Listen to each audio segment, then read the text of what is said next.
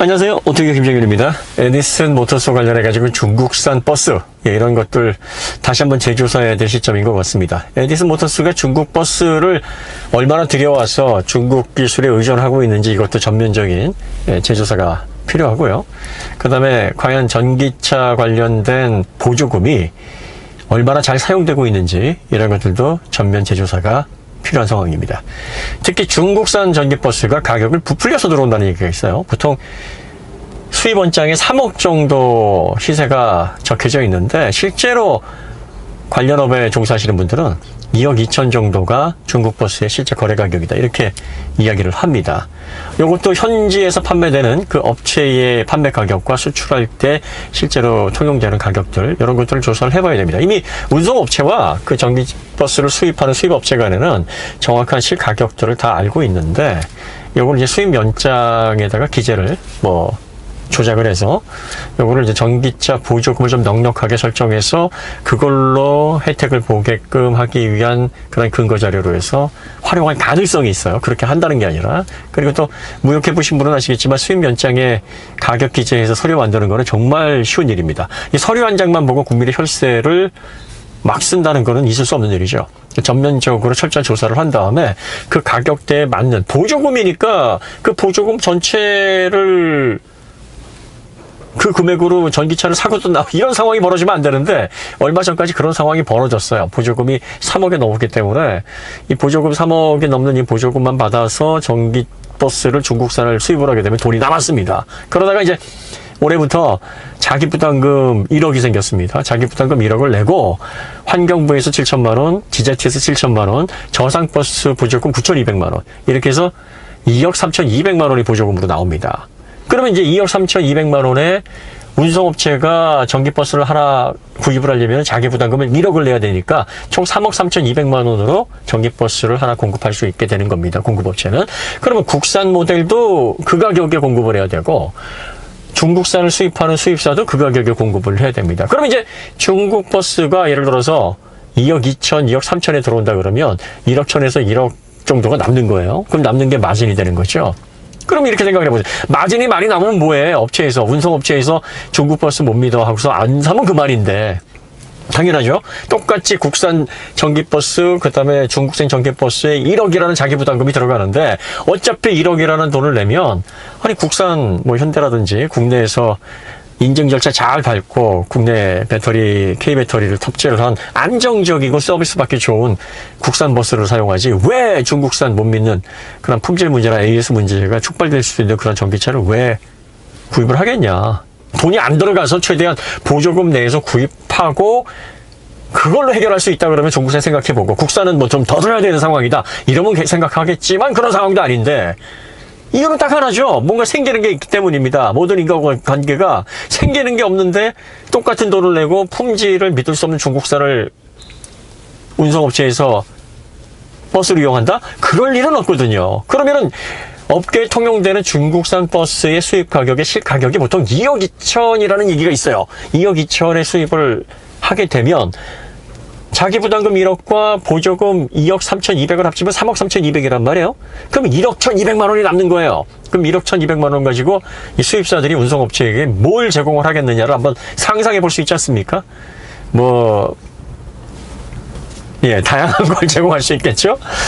가장 직접적으로 현금 리베이트, 이런 것들을 통해서, 한 대당 이걸 중국산을 선택하게 되면은 일정 금액을 다시 백마진으로 환급받을 수가 있는 개념이 되니까 돈을 덜 들이고 버스를 하나 늘릴 수 있는 그런 개념이 되는 거 아닙니까? 국산 버스는 1억이 다 들어가야 되는데, 중국산 버스를 구입하게 되면은 리베이트로 그만큼의 얼마인지는 모르겠어요. 그 리베이트가 과연 리베이트라는 게 관행적으로 이루어지는지, 아니면 그게 금액이 얼마나 되는지 확실하게 얘기하는 건 아닌데, 그렇지 않고서야 동일하게 자기부담금 1억을 내는데 중국 버스를 매일 누가 정신 나간 사업자가 그걸 하겠습니까? 뭔가 생기는 게 있기 때문에 이런 합리적인 의심을 하는 겁니다. 그래서 관계 당국에서 보조금을 지급을 하기 때문에, 그 보조금이라는 게 국민 세금이잖아요. 그리고 오토기어에 이렇게 저도 그렇고요. 네.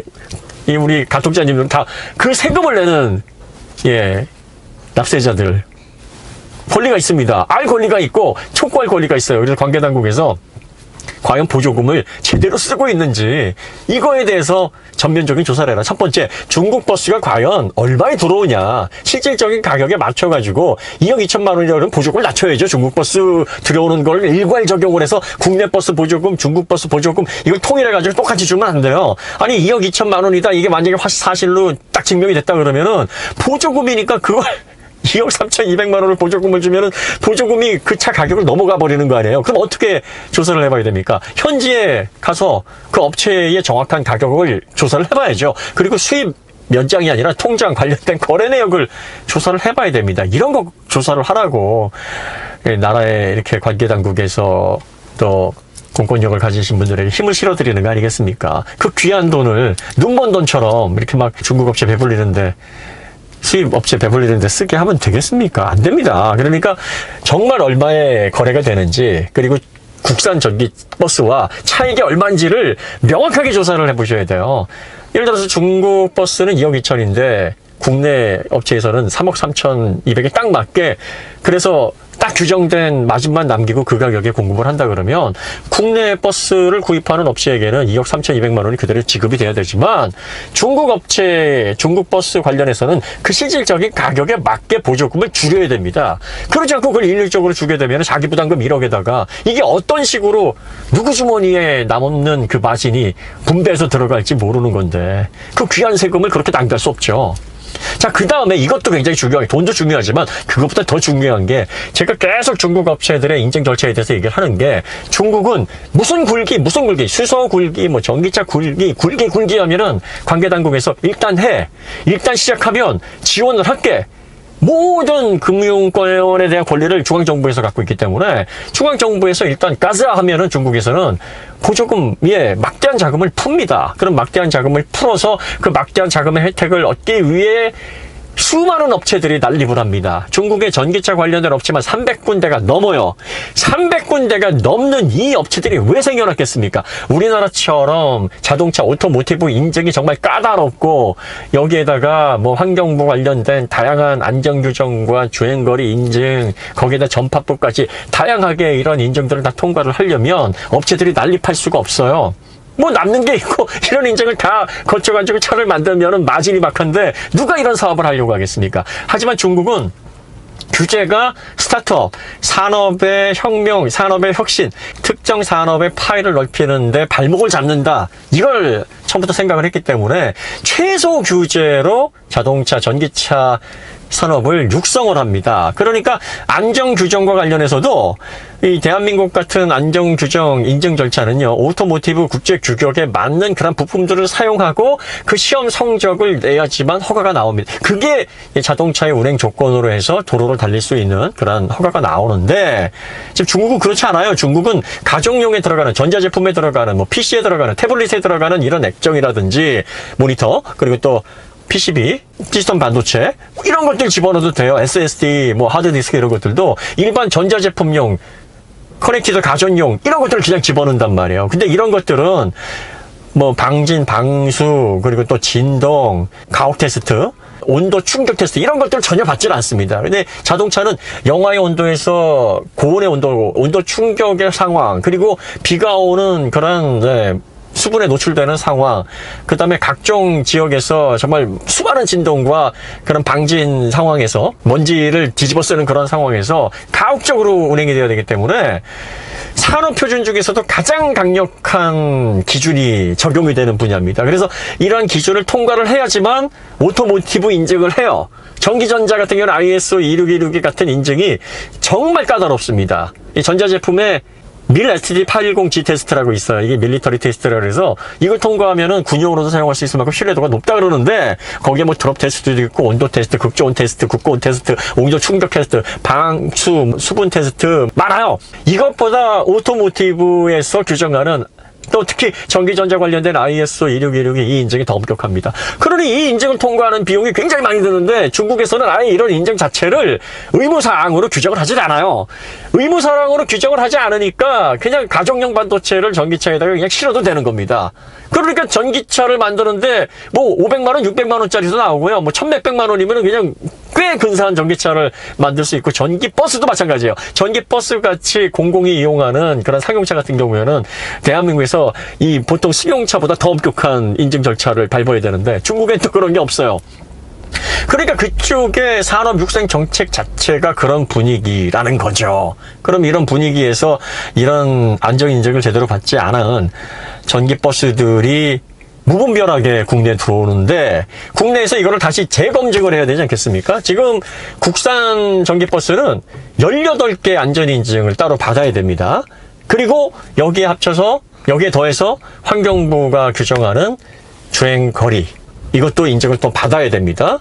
자, 이렇게 인증을 받고 검증을 받아서 운송수단으로 사용이 돼야 되기 때문에, 뭐 관련된 배터리라든지 전장, 뭐 전기모터, 전기 관련된 소프트웨어, 이런 것들을 정말 국제 오토모티브 규격에 맞게 제작하지 않으면 안 돼요. 그러면은 이걸 뭐 배터리 가격이 워낙 비싼 데다가 고용량 배터리가 워낙 차가 크고 무거우니까 이렇게 들어가야 되는데, 가격을 3억 이하로 낮출 수 있는 방법이 없어요. 그러면 정상적으로 2억 3,200만 원의 보조금을 받으면 자기 부담금 이렇게 해서 적정 마진을 가지고 유통을 시킬 수밖에 없는데, 그래서 중국 전기버스를 수입하는 수입사들이 국내 전기버스보다 훨씬 더 낮은 가격, 1억 이상 낮은 가격으로 만약에 그걸 수입을 한다 그러면 1억 이상이나 되는, 뭐 1억 1,000만 원, 1,200, 알려진 바에 의하면 2억 2천이라고 하니까, 그러면은 3억 3,200에서 1억 2,200이 남잖아요. 1억 2,200을 마케팅의 비용이나 뭐 리베이트로 활용을 하게 되면 정상적인 경쟁이 안 되는 거예요. 그러면 국내 전기버스를 공급하는 업체들이 점점 영업하기는 힘들어지고, 그것도 수요 확대에 있어서 불리할 수밖에 없습니다. 그래서 지금 전기버스가 이렇게 확대되는 걸 보면 작년 기준, 2021년 기준으로 전체 버스 비중의 38% 이상을 중국산 버스가 매년 수가 엄청나게 빠른 비율로 증가를 하고 있어요. 여기에다가 에디슨 모터스는 자기네들이 전기버스 관련해서 원천 기술을 다 가지고 있다라고 얘기를 강조를 많이 했습니다. 쌍용 자동차를 인수하면서 쌍용 자동차를 회생할 때 우리가 전기차 뭐 1년 안에 10종 내고, 그리고 2030년까지 30종을 내겠다, 이렇게 큰 소리 쳤어요. 그러면서 우리가 전기버스도 이렇게 운영을 하고 있고 여기 원천 기술들을 가지고 있는데, 이런 자동차 2톤 정도밖에 안 되는 전기차 만드는데 뭐가 어렵겠느냐, 이런 얘기를 했습니다. 그러면 과연 그들이 전기 모터와 관련된 주파수 제어를 제대로 할 수 있는지, 그리고 또 전기전자 소프트웨어 기술을 가지고 있는지, 또 배터리 BMS 기술은 얼마나 수준 높은 독자 기술을 가지고 있고, 특허는 과연 얼마나 가지고 있어서 현재 제작되는 전기버스가 에디슨 모터스의 몇 퍼센트의 국산율로 해서 제작이 되는지를 살펴봐야 되고요. 그 다음에 수입되는 중국산의 재료와 국내에서 투입되는 기술 비용, 이런 것들을 합산해서 대당 얼마가 나오는지도 정확하게 계산을 해봐야 됩니다. 조사를 해보고 거기에 맞게, 그 비용에 맞게 사업의 수준에 맞게 보조를 해주는 게 맞아요. 그게 국민들의 세금을 가장 안전하게 사용할 수 있도록 책임을 갖고 계신 분들이 직무유기를 하지 않는 유일한 방법입니다. 그렇게 해서 이 보조금 문제와 관련된 형평성 잡아야 되고, 그리고 안전인증 제대로 받지 못하는 중국산 전기버스가 무분별하게 들어오는 거 막아야 됩니다. 왜 막아야 되는지는 이거 뭐 더 얘기를 해야 됩니까? 국민의 발이 돼야 되고, 국민의 안전을 지켜야 되고, 가장 안전해야 될 대중교통을 국가에서 실시하는 검증된 안전 인증을 면제해서 중국에서 통용되는 그런 안전 인증을 국내에 그대로 적용을 해서 길거리에 돌아다니게 한다는 건 말이 안 되는 거예요. 그리고 그것도 말이 안 되는데 거기다가 보조금까지 얹어줘가지고 그 보조금도 넉넉해서 그 보조금으로 차를 사고 나머지를 뭐 마케팅에 사용하거나 리베이트로 활용할 수 있는 그런 상황까지 벌어지게 되면 이거는 완전히 호구짓도 이런 호구짓이 없죠. 국가가 국민들의 세금을 가지고 전기차 친환경, 환경을 위해서 보다 지속 가능한 가치와 국민의 행복과 안전을 증진하기 위해서 사용하는 세금을 이런 식으로 낭비하고 있으면서 국민들에게 오히려 받아야 될 안전과 보호를 중국산 버스로 인해서 받지 못하게 오히려 위험에 노출시키는 결과를 초래하는 거 아닙니까? 이거 굉장히 심각한 거예요.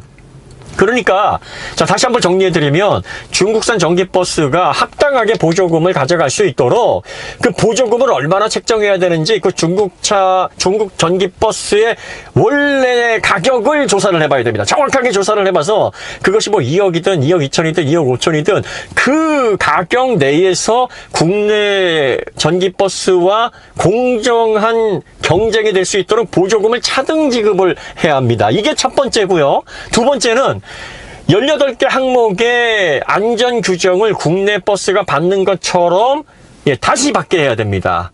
다시 중국 버스를 수입하는 업체들이 그 인증을 받게 하고 그 인증을 필요해서 통과해서 안전하다. 중국 버스지만 시민의 발이 되기에 이 정도면 충분하다라고 인정을 받은 모델에만 보조금을 지급을 해야 합니다.